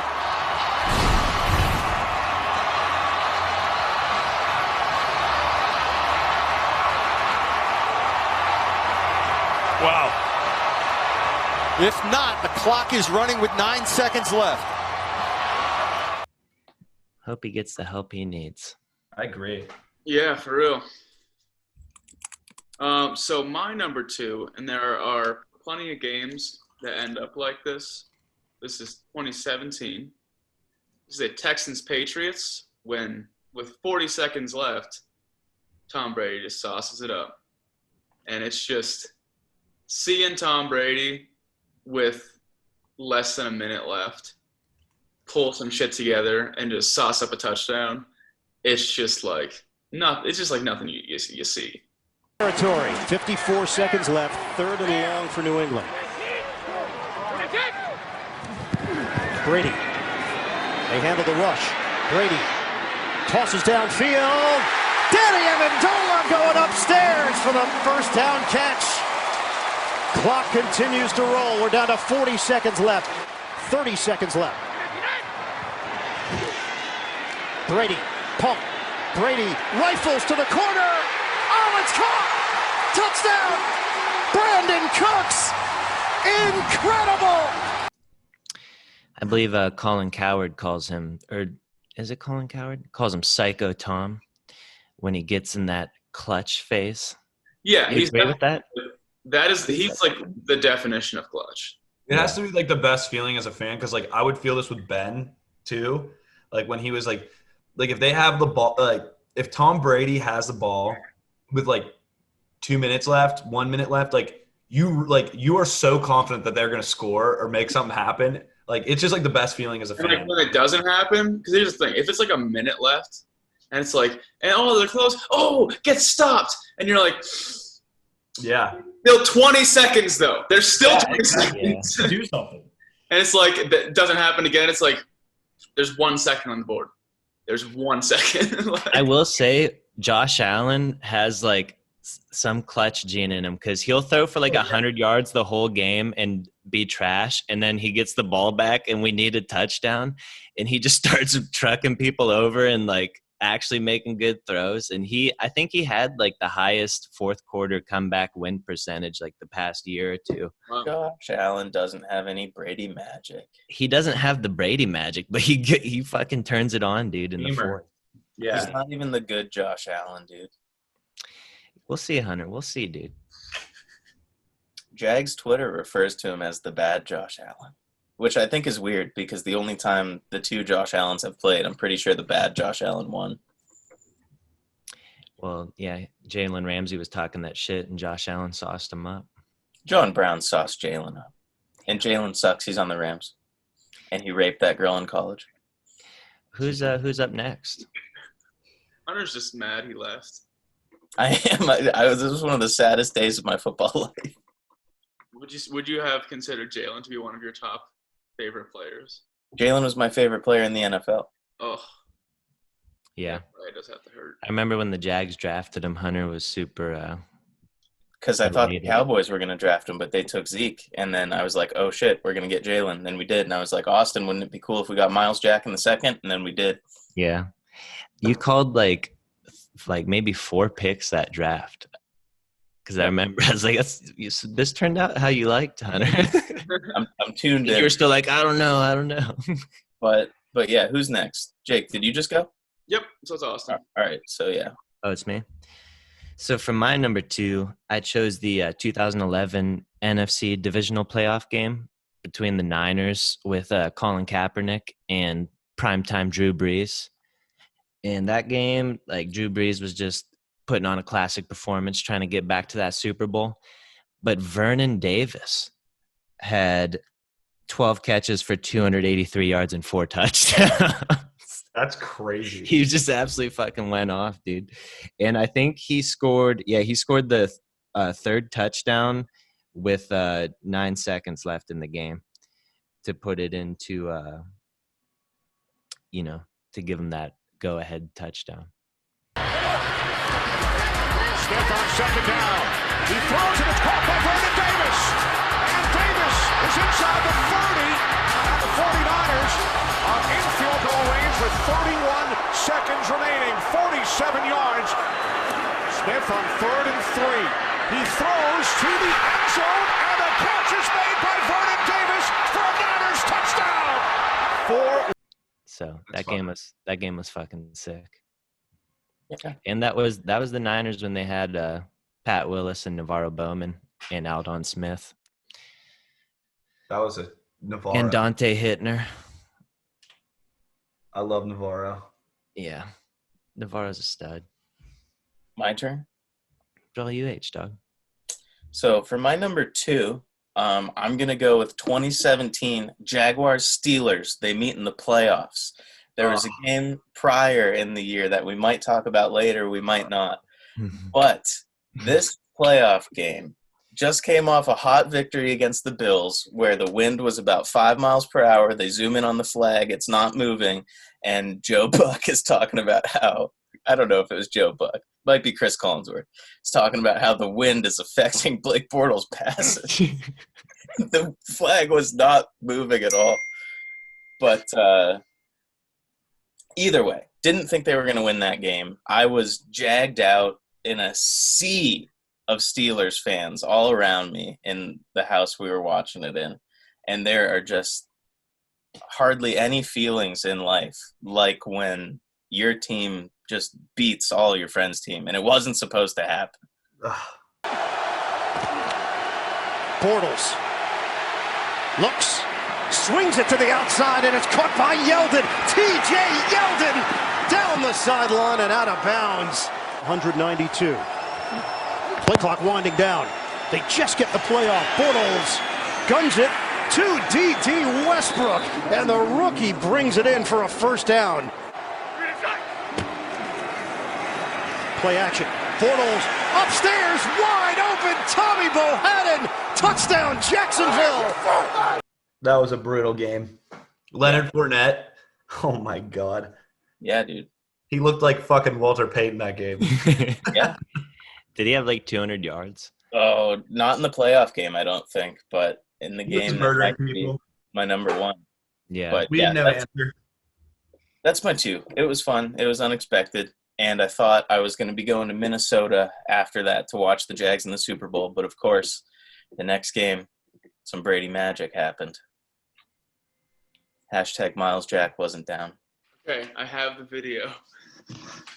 So this is directly after, and this is in like a Barstool compilation. This is directly after that game. We have a Hunter post amazing victory and a Rick post horrible loss. So it's in the middle of the compilation. Oh, you can't see. There you go. Okay. I was so pissed this game. It's unbelievable. Is this Right a here, right natural here. reaction?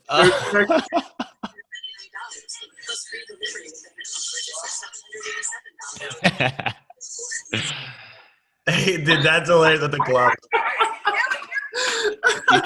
You could cut that up and pop it in the edited video. That Definitely. was the wackest thing, honestly. And the crazy thing that pissed me off is that then the Steelers like came back and we had like hope, and then we just fucking lost it. Like it was terrible. The weird thing about that game was like like Big Ben would just chuck it and AB would just catch the tutter. It happened like 4 times. We went for it on like 4th down, like right before halftime, and he threw it to the end zone. AB just caught it. I was like, what the fuck is going on right now? Like we could win this game. Every time I was like, oh, okay, yep, here we go. And then it just didn't pan out for you guys. No, never. That's probably they say that's the worst loss in Steelers playoff history. Yeah, no, that was pretty amazing. Yeah. Fuck. But yeah, so my last one is Bengals, Steelers, Pac-Man Jones and Vontez Perfect. Absolute meltdown, dude. Jerry Porter's off the sideline. Pac-Man Jones is trying to fight Joey Porter. Vontez Perfect decapitates Antonio Brown and then like acts like it's not a big deal. And like seriously, I was watching that game. I was in Atlanta with my sister, and I'm watching it. And I have my Steelers jersey on, and there's one other dude in the whole bar with a Steelers jersey on, and he was from Pittsburgh. And he was just like, and me and this guy are just like just, you know, cheering everything, like going crazy. And like, that was just the craziest game. I cannot believe that we fucking won that game. And it was the Bengals literally we didn't even win it. They just lost it. They just absolutely lost their mind. Pac-Man Jones loses his fucking mind, tries to fight Joey Porter. And then after in the press conference, calls him Jerry Porter, I'm pretty sure. He's like, Jerry Porter. He's like, Jerry Porter came out. I fucking beat. Like, he was so fucking pissed, calling him Jerry Porter.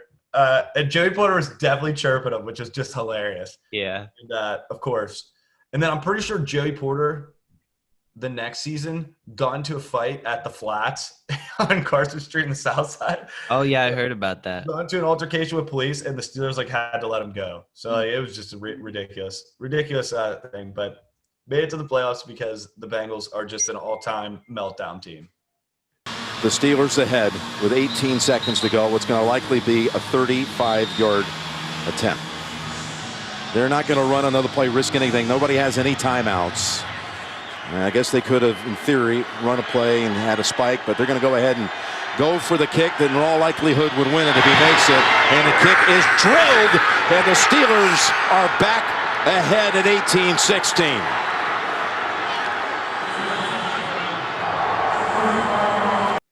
Dang, dude. Yeah, that's a good one. And then, you know, Juju, I think that might have been the next year, absolutely murdered Vontaze Burfict. Yeah. That one felt real good. That felt real good. Gave him the crack back. Yeah, the ultimate crackback. That was so rude. Stood over top of him, was like, oh, yeah. Yeah. Legend. So, that's probably one of few times that Vontaze Burfict gets the lumber laid on him. 100%. He's an animal, too. That's the only time I think I've ever seen him get fucked up. Because he's a hoss. He had years of crunching people. Yeah, he was an absolute killer, playing dirty as hell. Watch his highlights from college. It's the most psychopathic highlight tape you'll ever see. Like, because where did he go? He went to like Alabama and he went to ASU. Okay. Arizona State. And his coach would always like be telling him to do certain things, and he would just like blitz and tell the coach to fuck off. And like he was trying to fight the coach at one point. That's why he went undrafted. But he would like blitz when he's supposed to be in coverage and just like pancake a lineman and get the sack. I was like, this guy's a hoss, dude. But my number one game, it's definitely a biased game as a Bills fan, but it's 2011. The Bills are like 5-2, and we're playing the Patriots.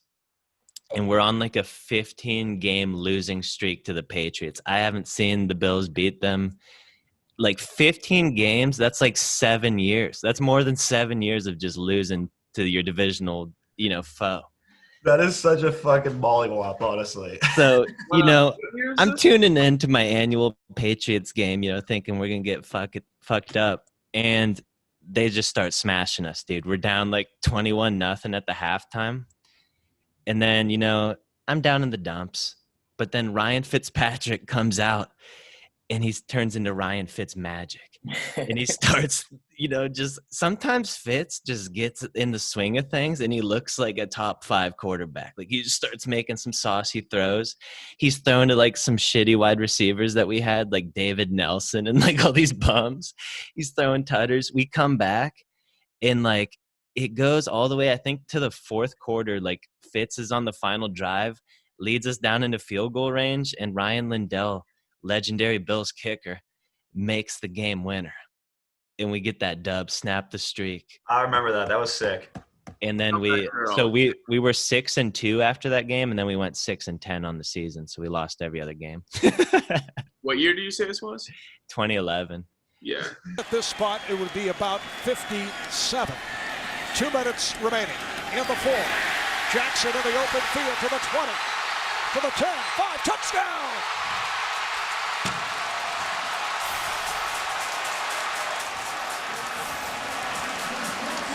They may have ruled that he was, no, they changed it. At first, the officials indicating that he was down before he got into the end zone of quarter. Yeah, see what they're trying to do. They're just trying to run the clock down. It's a slight angle to the left. This is for the win.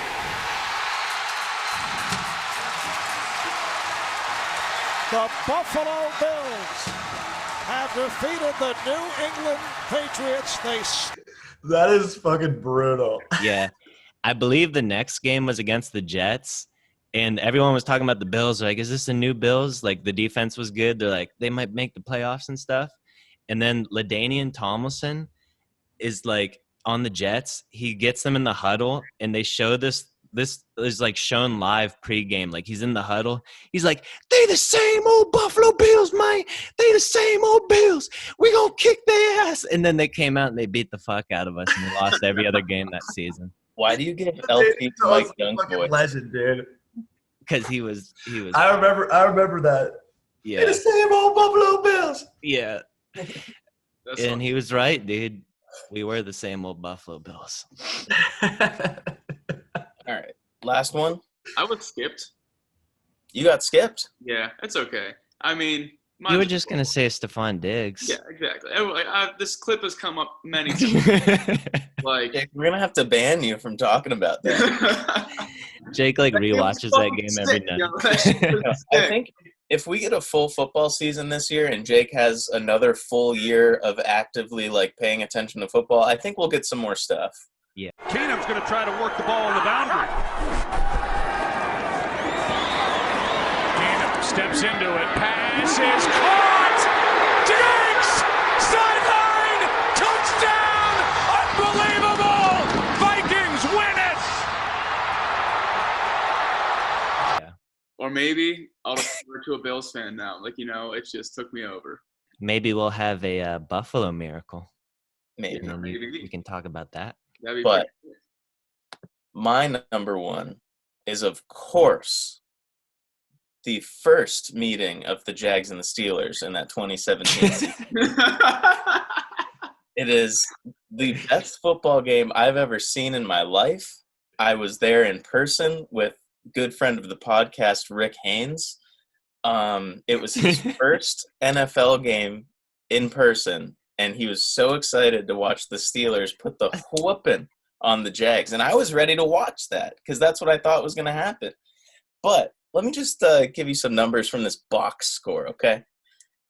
End score of the game was 30-9 Jaguars. That was so Blake- bad. Blake Bortles, 8 for 14, 95 yards, 1 interception, no touchdowns. How'd they get the Tutters? How'd they get the Oh, touchdowns? Big Ben threw 5 picks that game? Big Ben threw 5 picks. Yeah, I remember that. Touchdowns. I think Telvin had a touchdown.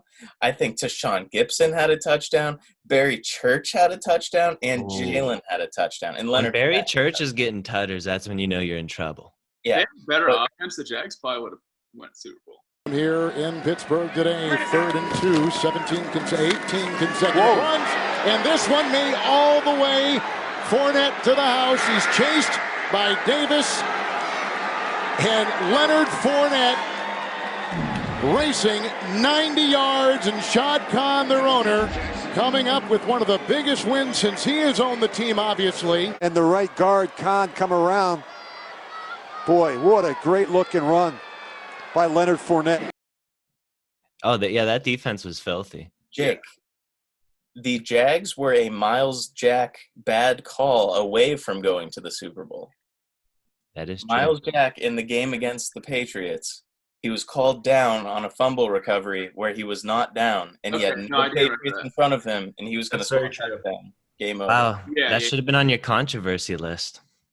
Yeah, it honestly should have been. Miles Jack wasn't down. But, You should get a shirt that says Miles Jack wasn't down and see if anyone gets the reference. That'd be fun.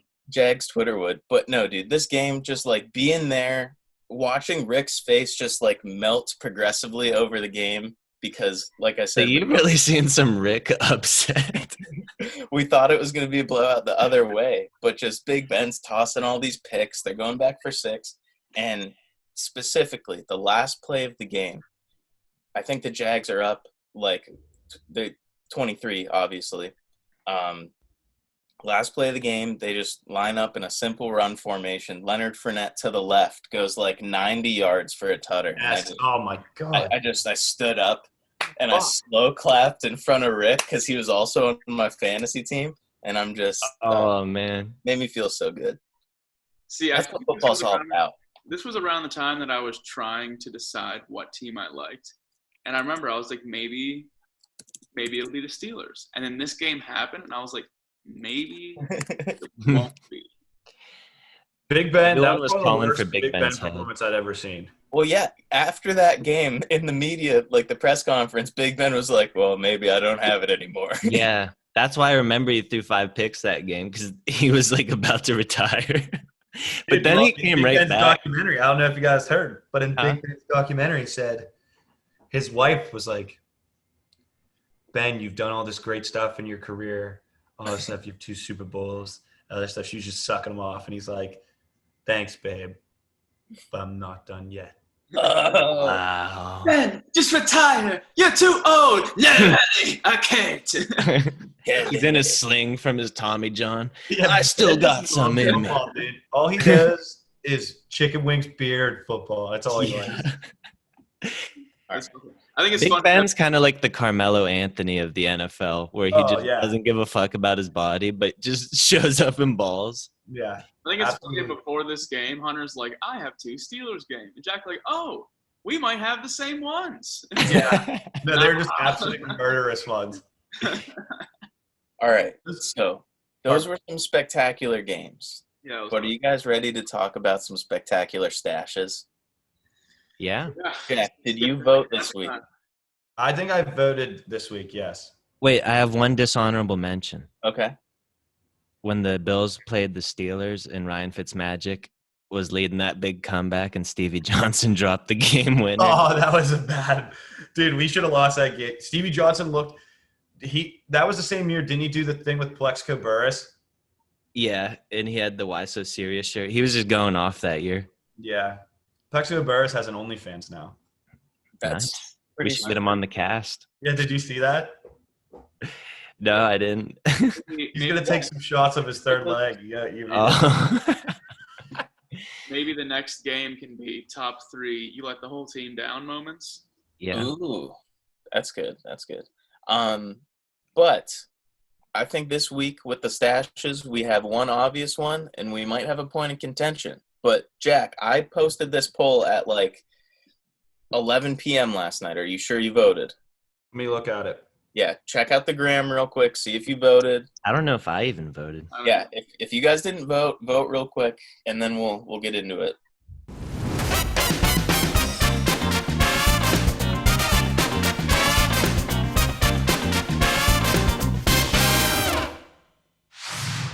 Yeah. All right. So matchup 1, I think, is the not contentious one. We have Cam Jordan versus Chad Henne. It's a little closer than I thought it would be. Cam Jordan is up with 60% of the vote. So congrats, Cam Jordan. I can't believe it was that close. With a curly Q like that, I feel like you're in the finals. But, I mean, I think we do have to pay respects. Chad Henne's mustache is Fucking sick. That's It about is. as good of a handlebar as you can get, dude. Yeah. What I'll that's- say- if this was sick as handlebar mustaches, he won. Yeah. Sure. What I'll say about Chad Henne, though, I don't know when, since that picture was taken, he's done a mustache. Cam Jordan consistently has that curly Q. This Chad Henne picture is clearly like 4 years ago. The Jags were still rocking the Honey Dijons. I don't know if he still does the I need T-shots. Cam rocks it. But this next one, fellas, we got Minshew Mania, the mustache man himself, Gardner Minshew versus dark horse candidate Will Fuller. And these numbers, guys, 90% to 10%. Gardner. Yeah, I think Gardner Minshew, he is a mustache guy. Yeah. Like, you can't – like, Will Fuller, honestly, he's got a nice one. I'm not going to lie. But, like, Gardner Minshew is the mustache guy of the NFL, I'd say. Yeah. Yeah. Like, honestly, when I was thinking about when you guys were putting this poll up, the only guy that I could think about that had a mustache off the top of my head was Gardner Minshew. Yeah. I mean, he's the only player in the NFL that a movement was started around his mustache. Yeah. You guys know Pop a he little shaved off his first ever mustache, put it in a plastic baggie, and sold it online, donated it to charity When was this? last year. But That's fucking sick. Yeah, he had the mustache. He didn't know he was going to get famous or whatever, but he's like, yeah, I don't know. I just had it in a bag. I wanted to keep it, but now that it's popular, sold it for charity. What? So That's awesome. Gardner's He's such an pretty odd sweet. bird. I love him. I'm definitely Yeah. going to hit him up, see if he'll come on the show if he wins. Do you think he's gonna? Do you think he's gonna be the starter and like kill it this year? He's definitely going to be the starter. I don't know if he's going to kill it. I sure hope so. I But mean, it's- after that video you sent me the other day, I think he's going to be a baller, dude. I hope so. Here's the thing, though. The Jags are in a weird situation because, like, if they do good, they're not going to have, like, a good draft pick in a rebuilding year. But if they do bad, the good player they get in the draft isn't going to be able to help the current staff that's there, because if they do bad, the whole staff is going to be gone, and they're going to, like, restart everything. So it's just a weird year. I think he's a flux guy with a really electric personality, but I hope he's good. But welcome to the finals, Gardner Minshew. And that does it for episode 18. Yeah, so Hell yeah, next dude. week, the finals will be Cam Jordan versus Gardner Minshew. Yeah, Yeah. sure will. That's highly contentious, right? Yeah, no, that's yeah. I need to get something to eat. I think I'm gonna People go. are probably going to lose some sleep over this one. Yeah, I know. I'm already losing sleep over it. But Jack, thanks for coming on. I think you, besides Huffy and Bull, who I'm not going to count because we live in close proximity with them, and it's super easy, you are our first returning fan favorite guest. Nice. Yeah. I appreciate it, boys. It was fun. I mean, I love talking football. I miss it so much. Dude, I just hope that the whole season goes out. I was contemplating not having a fantasy team because if one of my good players goes down with COVID, I'm going to be fucking livid. But he would only be out for like 2 weeks. Yeah. Fuck. Speaking All of right, 2 boys. weeks, 2 weeks to the season. Yeah, I but appreciate it. you're just hoping for some football. Always good What's having it? you on. What? No, I'm saying it's always good having you on. Oh, I appreciate it. Yeah. It's always fun. All right. Well, Let's get some good ball in. I can't even believe it's like 2 weeks away, right? yeah. Sounds 2 good. weeks. I'm gonna be gone next episode. So if you guys have a fun game without me, that's cool. If not, I understand. We're going to have to really change some stuff up. Yeah. Yeah. All right. But yeah, all right. Yes. Thanks, Jack. And see you next time, 32 fans. That's all, folks.